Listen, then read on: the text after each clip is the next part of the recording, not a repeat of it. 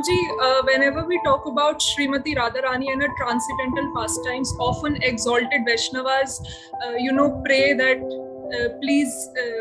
that Radharani please accept us give us the Manjari Bhav. And we talked about Gopi Bhav in this particular class. So Prabhuji, what is the difference between Manjari Bhav and Gopi Bhav? And why is Manjari Bhav the topmost? Yes. तो भगवान श्री कृष्ण की सेवा करी जाती है गोपियों के द्वारा।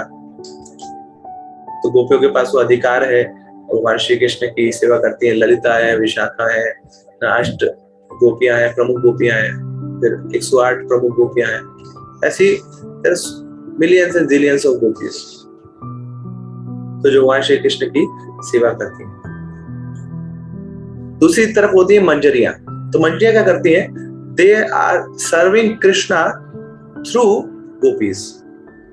तो ये जो मंजरियां ये गोपियों से छोटी एज की होती हैं और ये गोपियों की सेवा करती हैं और गोपियों की सेवा के माध्यम से भगवान श्री कृष्ण की सेवा करती हैं। जैसे रूप मंजरी, तो रूप मंजरी भगवान की डायरेक्ट सेवा में नहीं लगी। रूप मंजरी क्या कर रहे हैं? श्रीमती राधा रानी की सेवा में लगी। भक्ति सिद्धांत महाराज, उनको नयन मणि मंजरी बोला जाता है, तो वो भी क्या मंजरी भाव। So that shows, that gives evidence कि हम भगवान, हमारे जो इष्ट हैं वो भगवान श्री कृष्ण नहीं, हमारे इष्ट है श्रीमती राधा रानी, ब्रज की ठकुरानी Shri Radhika. So we are serving Shrimati Radha रानी।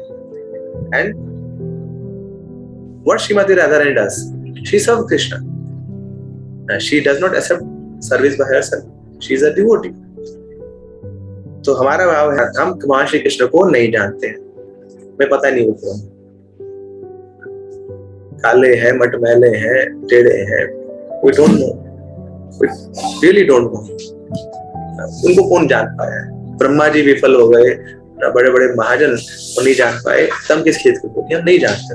मगर हाँ, हम एक व्यक्ति को जरूर जानते हैं, वह मैया, the mother. We do not know the father, but we know the mother, because mother, she is having a very kind heart, and we need kindness because we are crooked inside. Had we been so pure, we could have approached Krishna, but no, we know ourselves. We do not know anybody else to tell us what is inside our heart. There is so much of dirt, there is so much of anarthas inside her. जैसे मलिन हृदय को तो एक ही व्यक्ति स्वीकार करेगा, वो है माँ। So that's why we approach Srimati Radharani, and she is the only hope.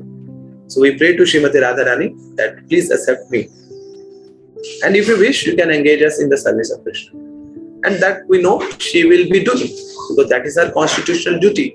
That she does not accept service, but she engages everyone in the service of the Lord. तो उस भाव में हम श्रीमती राधारानी को approach करते हैं as our only and only savior. तो ये हमारी परंपरा है कि हम श्रीमती राधा रानी के अनुगत होकर भगवान श्री कृष्ण की सेवा करते हैं। इसलिए हम रूपानुगा कहलाते हैं, रूप गोस्वामी के अंतर्गत हैं। तो रूप गोस्वामी खुद एक मंजरी भाव में श्रीमती राधा रानी की सेवा में रहते हैं, वही भाव हम लगना चाहते हैं। श्रील भक्तिनाथ ठाकुर बोलते हैं कि मैं भक्ति को ज्यादा समझ नहीं पाता हूँ, मुझे पता नहीं इसके क्या प्रिंसिपल्स है, क्या क्या ब्रज है, क्या राधा कृष्ण की लीला है, मगर भगवान मुझे एक चीज जरूर दे देना, कि मेरा जो अगला जन्म हो ना वो कुरुक्षेत्र में हो जाए। क्यों कुरुक्षेत्र में? अरे वहां तो युद्ध हुआ था, वहां क्यों जाना चाहते हैं आप? ब्रज में नहीं जाएंगे क्या? आप वृंदावन में नहीं जाएंगे? आप किसी वन में नहीं जाना चाहते? नहीं नहीं, मुझे कहीं वृंदावन नहीं जाना, मुझे कुरुक्षेत्र में भेज दीजिए।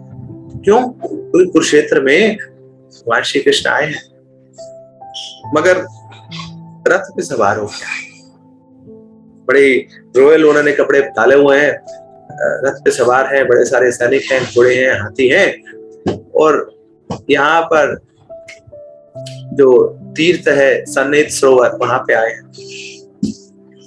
गोपियां भी आई है वहां पर, मगर गोपियों ने देखा रही ये कृष्ण। गोपियां बड़ी खुश थी कि उनको भगवान श्री कृष्ण का दर्शन होगा, सालों सालों बाद। तो बहुत सारी फीलिंग्स लेकर, इमोशंस लेकर, भाव लेकर वहां पहुंची थी। क्या आज हमें मौका मिला है पुनः से भगवान का दर्शन करने का, हमारे लाला का दर्शन करने का। अगर जब वहां पहुंची कुरुक्षेत्र में तो देखा, रे ये कृष्णा नहीं हमारे, सब बोल रहे नहीं नहीं यही है, ये वही है, पुलिया चेंज हो गया, नहीं ये हो नहीं सकते। अरे हमारे लाला वो तो पीताम्बरी वस्त्र धारण करते हैं, मोर मुकुट धारण करते हैं, उनके कपड़ों पे तो ब्रज की धूल लगी होती है, गाय का मूत्र, गाय का गोबर लगा होता है, वो हमारे लाला। मगर ये तो राज सिंहासन में बैठे, तो बड़े ऐश्वर्यशाली है, ये हमारे कृष्ण नहीं। तो जब ये देखा श्रीमती राधा रानी ने, इतना विरह का भाव जो लेकर आई थी, और साथ में अब एक भाव अंदर जागृत हो रहा था मिलन का, मगर यहाँ आके वो भी धूमिल हो गया। एयरपोर्ट पे आप पहुंचे, कोई आपका मिलने वाला व्यक्ति, जानकार व्यक्ति आ रहा है, परिवार का व्यक्ति आ रहा है 10 साल बाद, और वहां पे आप वेट कर रहे हैं, तो व्यक्ति आ ही नहीं रहा। 2 दिन तक वेट कर रहे हैं, 3 दिन तक वेट कर रहे हैं, तो क्या फीलिंग्स होंगी वहां? वो खिला जाएंगे, नंबर नहीं लग रहा उसका, कहाँ चला गया बता भी नहीं रहे वो। तो ये स्थिति है श्रीमती राधा रानी की। She is completely bewildered at Dharmakshetra Kurukshetra.